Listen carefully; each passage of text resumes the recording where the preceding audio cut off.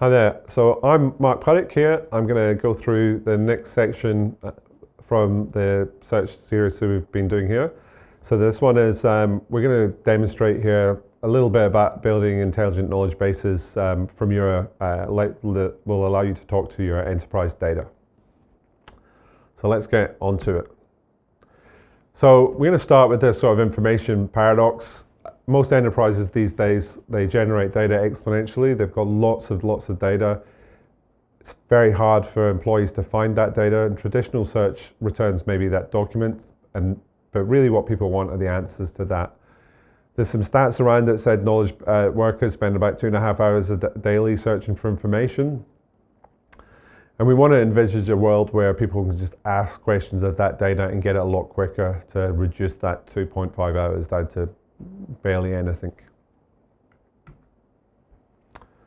So how do we go about doing enterprise search? And you can see here this is what a typical enterprise search application looks like. You can see that we might have a search bar, we might have a little AI chat piece on it these days. We've probably got some quick searches, some popular searches, that kind of thing. So we want to talk about how we would build that and why that's actually the simplest part of the problem. So I think when we look at Elastic, and when I look at this and think about it, we see Elasticsearch as that knowledge base and the core knowledge base of what you're building your enterprise search around. Because actually the data that's used to surface in that enterprise search is only really needed for that enterprise search application. You can see at the top right here, that enterprise search application has a bunch of users on it. But we also have things like Elastic's AI Assistant and Security Assistants, which also could leverage that knowledge base. We also have bespoke applications these days. With things like vibe coding, people can build applications at the front end very quickly. So we see things for instance, front office people, support people, slightly different applications, and you want to be able to leverage that. That's why it's key that you think of Elastic as that knowledge base. You ingest that data into Elastic, and then you can search it across all your different assets and all your different people in different ways. Okay, so this is an example of a simple enterprise search application that you would use to connect to your Elastic knowledge base to search that data. So you can see here we've got the normal search box. Historically, you might have just put a keyword in here, but we're going to show you a question in a minute. We can see some intent pieces around here, popular searches, quick searches, that kind of thing. We've also got saved searches. You might have saved searches. Who's logged in is also available to see here as well.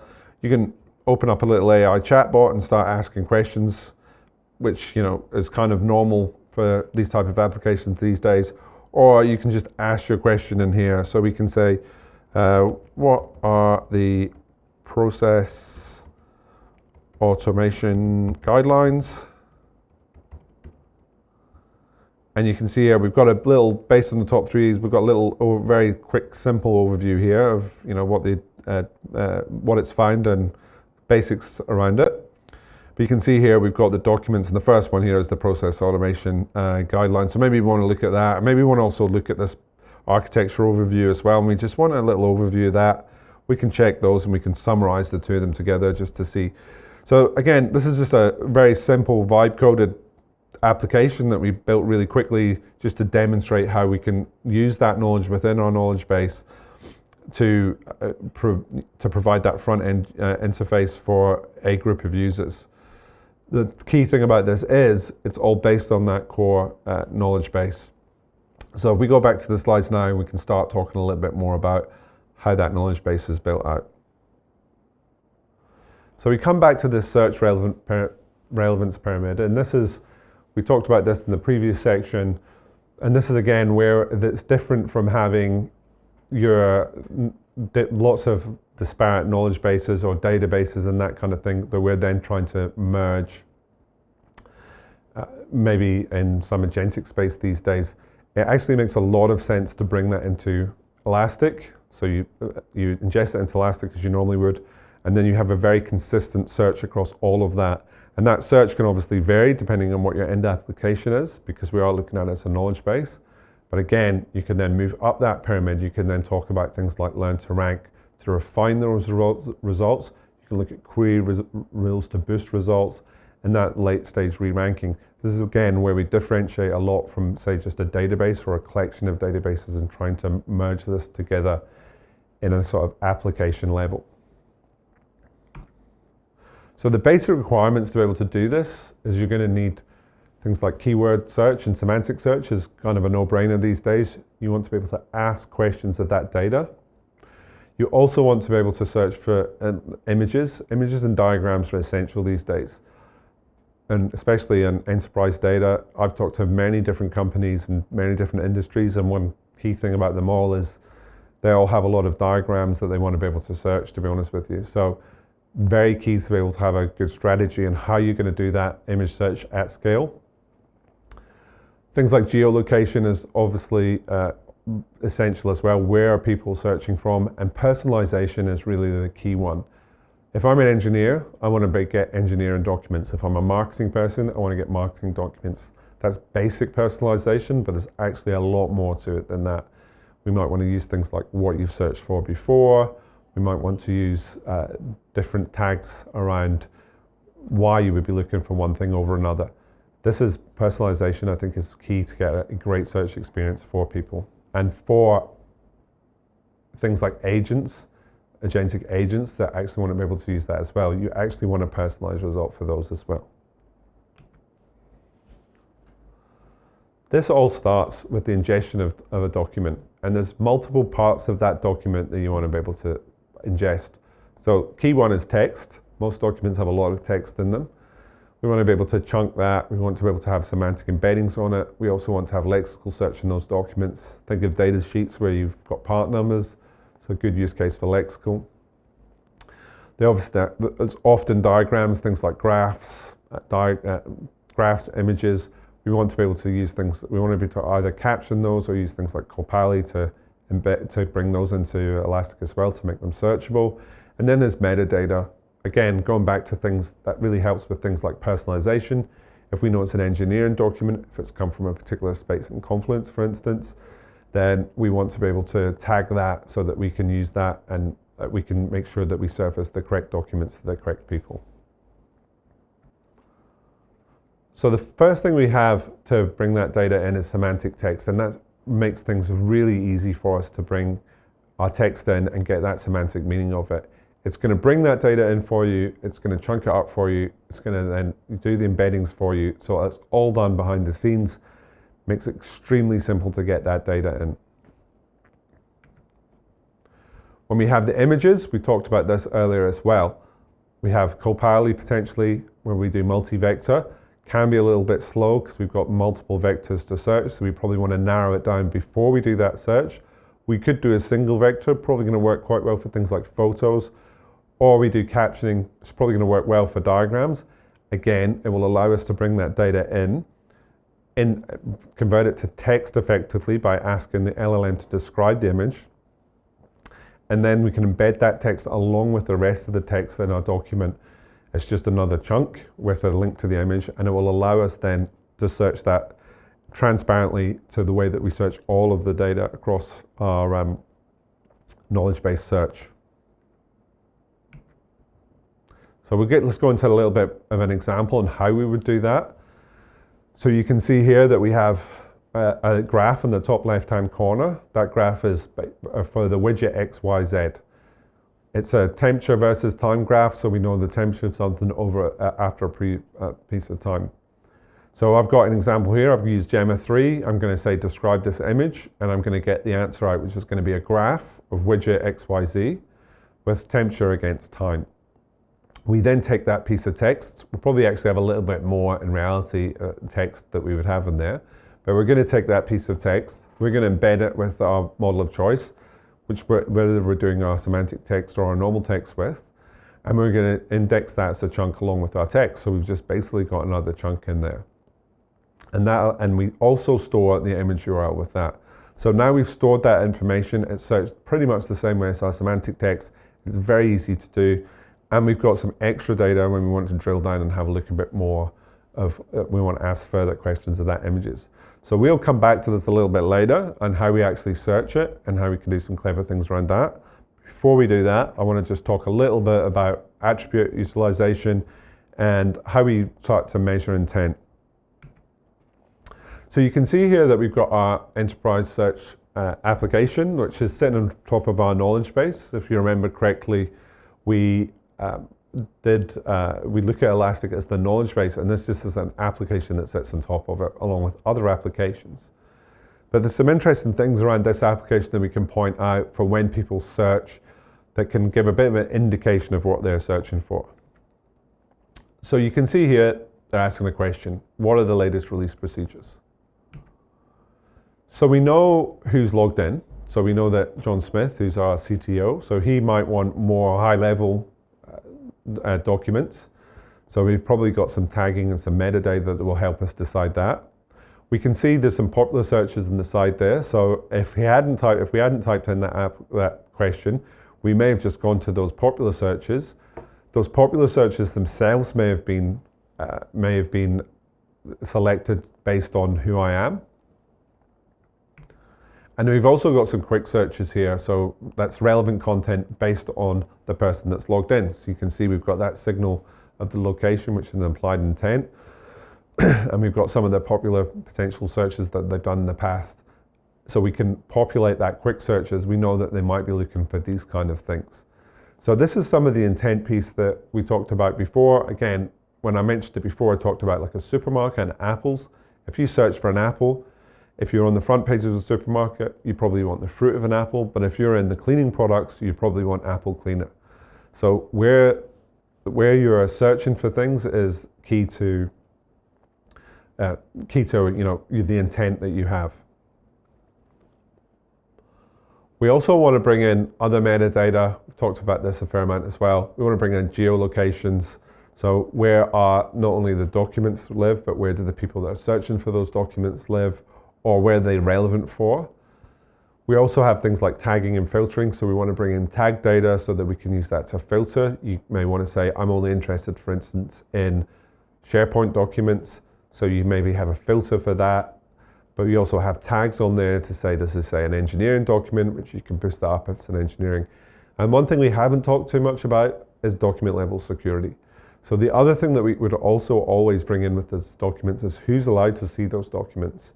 We've all seen the stories in the press where people have implemented a Gen AI chatbot and suddenly everyone knows the CEO's salary. We want to make sure that that doesn't happen, and only people that can see those documents can actually use those documents and say a chatbot or an agentic workflow or a search.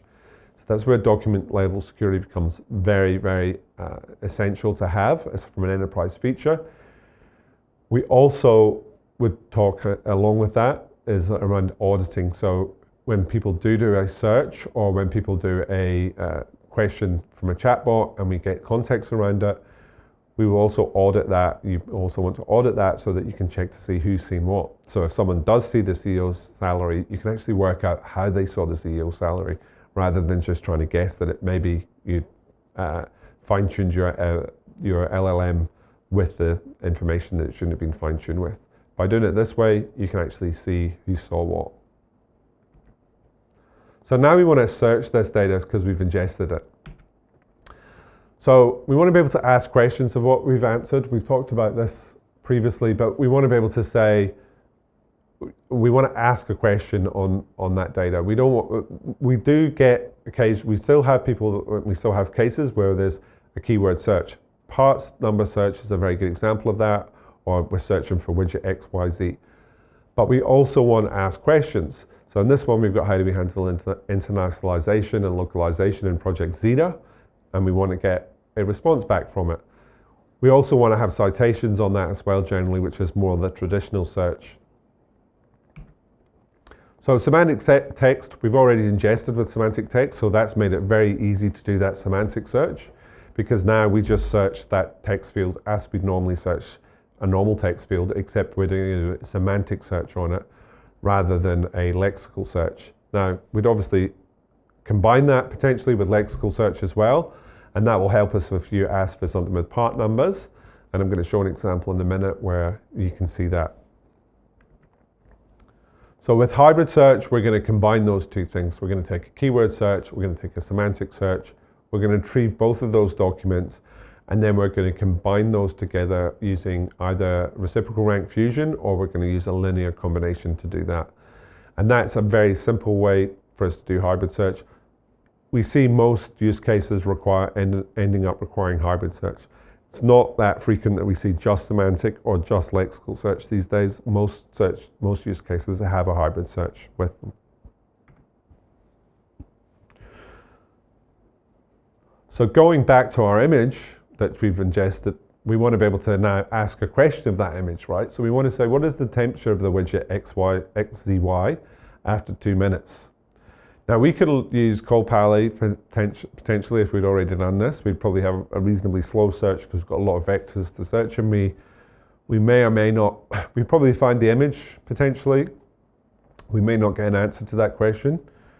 We could do the single vector thing. From a diagram, in honesty, we probably wouldn't get a great result from this. But we could, if we'd captioned it like we showed in the example before, well, we probably will find that document or that chunk which has got the description of the document. And once we've got that, then we can do some interesting things with it. So what we can do, once we've asked this, is we can say, what is the temperature of the widget XZY after 2 minutes?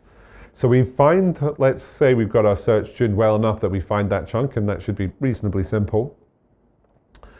We bring that chunk back and we notice there's an image attached to that chunk as well. So we say, okay, we've got an image on this chunk, and now we want to use a visual LLM to ask questions, because we had the chunk which has got a description, and if you remember, our description is something like, this is a graph of widget XZY of temperature versus time, but that doesn't actually answer the question, that just shows us the graph.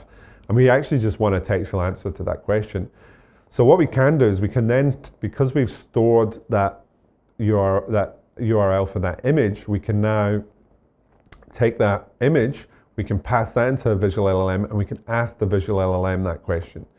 So now we say, we've got our image that we find through Elastic, and we take that image and we say, what is the temperature of the widget XYZ after 2 minutes? And we give it the image as the context. And you'll probably find that most visual LLMs these days will actually be able to read a graph pretty accurately, and you're likely to get a correct answer off the back of it. And that's a reasonably quick and efficient way of doing it. Our search, for instance, is very, very quick. It's just a normal hybrid search. So we're not having to look at a load of vectors for every single image or anything like that. And then we just have one call to an LLM afterwards to get the answer, which we would do anyway if we were doing a normal RAG type workflow. So once we've done this, we can take our re-rankers on top of these things. We can take re-rankers and then tune our search relevance. This is slightly, before we've actually gone to things like visual LLM, but if we're asking other questions, we can then do things like search re-rank, and I've seen people do this with things like tags. We can do it with semantic. There's different ways to be able to re-rank that. We can use things like learn to rank. So we know that these questions have been asked more within these questions, or these searches have been done more, and these are the answers that generally get clicked through. That will help with things like that. So we can tune the relevance off the back of that. Again, things like learn to rank will actually help us do that automatically. So we can see here, it's a little bit of extra information on it, that we have the re-rank results. We've got the search results giving us a large amount of recall, and then the re-rank results refining our precision around that. Rank features, again, we've talked about this in the previous presentation, but we have things, we can use rank features to do things like personalization, scoring, more granular control how scores are calculated based on personalization indicators within the user. Popularity, engagement, we can use that as well. Contextual boosting results, specific query content based on users' intent or current trends. And you can see here how the semantic re-ranking would work as a last stage re-ranker. When you do things like this, we can use those last stage AI re-rankers. You can go out to things like Bedrock, Gemini, Azure, or we have an Elastic one as well that will run to do that re-ranking to just give us the final best results. So we've got that data. What else can we do with it? Again, we're just going to come back to the agentic piece. What if we want to use some tools? We've seen this example in our previous presentation, but you can see here you're a helpful assistant and you want to understand a question about company data, requiring context, and maybe you're going to pass in some tools. You're going to pass an account tool, so if you're asking for a count of something, you can say, I want to know how many employees have got this job title, for instance. Or maybe we're using the image tool because we saw the image before. We find an image and we actually have a tool within the prompt that will then take that image and automatically do the drill down for the question on that as well. So this is a very easy way as we build this out to give more and more tools and more advanced RAG type architectures. So here's an example we've got, and we'll show you a demo of this in a minute. But this is an example for transactions. So it says you are a helpful banking transaction assistant. It's going to help your users with their banking transactions. We're going to use two tools for this, and we set these tools up with MCP. One will search for the transactions, and one will get the transactions summary. So this allows questions. We see, we're asked this a lot from especially financial institutions.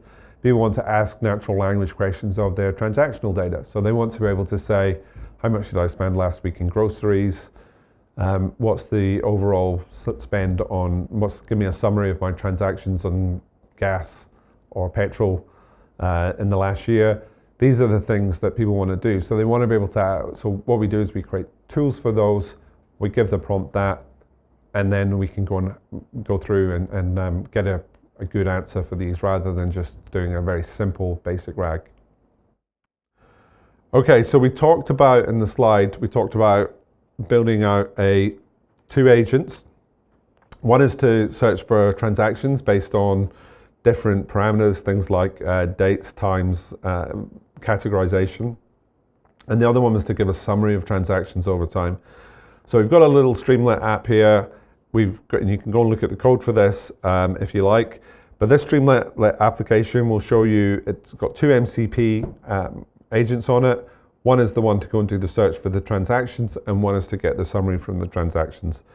Then we have a front end little Streamlit application that we can then go and ask these questions of. So you can see here, I've got some example questions. So we'll just use this one, the first one, which is show me all my gas purchases. So it's going to show me all my gas purchases of all time. It's going to go there, and you can see here it's found 25 transactions, and it's given that list of the top 10 there. Now, the interesting thing about this is if we were to do this in a more traditional RAG way, where we just basically said, we gave the question, we did a semantic search, we took the top 3 results, that's not going to get us a great answer, because we've actually got 25 transactions that have come back over these transactions, this transaction account. So this is why the tools become very useful. Now on top of that, we want to say we had a summarization one as well. So let's say we want to have a look at what did I spend on groceries last year, right? So I want to look, again, I'm now doing an aggregation. I want to know the number of things. So again, it's slightly different query. I'm passing in a date. So the tool allows us to do that. That's been created as well. So let's click on that. And it's going to ask that question, or I'm not going to type it in. And you can see here we've got our transaction summary. We've got 23 transactions, a total amount of 824.62. So the average amount 35.85. Top spending category was groceries, which you would expect because we asked for groceries, so it's only giving us groceries. And you can see here our spending by account. So this allows us to build way more complex applications that are doing some of those processes that you wouldn't get through a normal RAG application. So with that, we'll go back to the slides. So thank you very much for listening today. That's kind of brought us to the end of the presentation. We've got a slide here that will show you, we have what we call Elasticsearch Labs. I'd advise you to go to that and have a look at some of the articles on there. We'll drill down on some of the concepts we've talked about in a lot more detail, give you some examples. And with that, thank you very much. The first question I think that's getting asked here is around BBQ and offering greater storage efficiency. And yes, 100% BBQ offers greater storage efficiency. I think we saw on the slide earlier, it's about 95% more efficient. It's also a lot more efficient from a search performance point of view as well, because things will there's less data to move around in memory. So you do get a faster search. The main part of this question though is asking how much the level of accuracy will drop off. This is going to depend a little bit on whatever your model you're using is. You can find that some models will say that they support binary quantization really well, but even ones that don't, you might be able to use those as well. We do generally take a larger candidate set and do a rescore when we are doing a BBQ search, which actually stops you dropping too much accuracy as well. So in the majority of cases, we do find that the accuracy is still very good for BBQ. So the second question is around about RAG technology and where it's been applied and where we see it applied with the customers that I speak to. We're seeing it applied across really there's two broad ways where we see it. In internal use cases to help with productivity and external use cases to help with things like revenue growth. We are seeing a lot of customers adopting this very fast at the moment. So internally, a lot of things like support assistants are very popular, that kind of thing. We see those all the time. Externally, we see things like in retail where we maybe have things like recipe finders. So you go to your supermarket website, you put in a recipe you want to do, and it's going to use things like agentic and RAG technologies to then actually build shopping lists and things off the back of it for that as well. So these are definitely things, we're definitely seeing this across all the customers that I deal with, getting used more and more heavily. It's kind of pretty much the norm for a lot of customers these days. So the third question is around default models, and I'm sure you're aware Elastic ships with two default models, E5, which is a multilingual model, and ELSA, which is an English-only model. The question is really around whether you can switch between those models and you can switch to other models and custom trained modules, and of course you can. You can bring in and you can use whatever model you want. You can also use external models, things like Vertex, for instance. You can connect directly to their models. For multilingual, we do see in places like Korea, also in Japan and China, people using more specific models for those languages. I think the mileage with things like E5 is pretty good, but I think if you're only doing, say for instance, Korean, there's probably a few Korean models that may actually work a little bit better for you. So it's worth trying different models. You will be able to use them with an Elastic, either running them on our ML nodes, or you can run them on an external inference service. The fourth question is around preventing hallucinations with generative search results. Now, I'm not going to say you can 100% prevent all hallucinations, but there is a bunch of stuff you can do to really help with this, both from the prompt engineering and on the search side. So we've talked a lot today around the search piece and making sure you have very relevant results and only relevant results that you pass in as your context.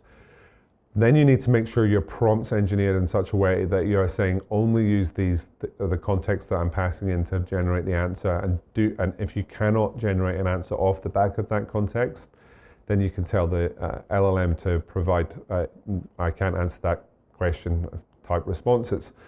That's probably the best way to do it. That's how we see most people do it. The whole point around RAG is that we are grounding those responses and we are reducing those hallucinations as much as we possibly can. So yeah, that's the best way probably to look at doing those. So the last point that I kind of want to talk about today, and I've mentioned it a few times, is that we see often people ask us around databases. There's a lot of databases these days, they'll implement Lucene, and there's a lot of questions around, well, can I just use my database to do my search? And you can, but you are going to get generally you're going to get significantly worse search by doing that, because a database is a database. It's used to store data, often relational data, and allow you to kind of organize, update, delete, that kind of thing, do atomic actions around that data. it's not designed as a search engine. Elastic is designed as a search engine from the ground up, and that's a big difference. So you would have seen, I've showed, I think, multiple times the pyramid of how we do like a hybrid search at the bottom, then we start to do things like rescores, re-rank, promotion, all that kind of stuff. If you start to build around a database to do these things, you're going to end up with a lot of different services and a lot of kind of bespoke ways of doing that. That's going to lead to a lot of extra code management, extra management of your infrastructure and software around that. With Elastic, the aim is you have one query and that gets you the results and the accurate results that you want. And that's the biggest difference I see between a search engine like Elastic and a database. There's two, to me, really quite different things. By having that by replicating your data into Elastic and being able to search it across multiple different sources as well, you get a very consistent search across all of your data sources.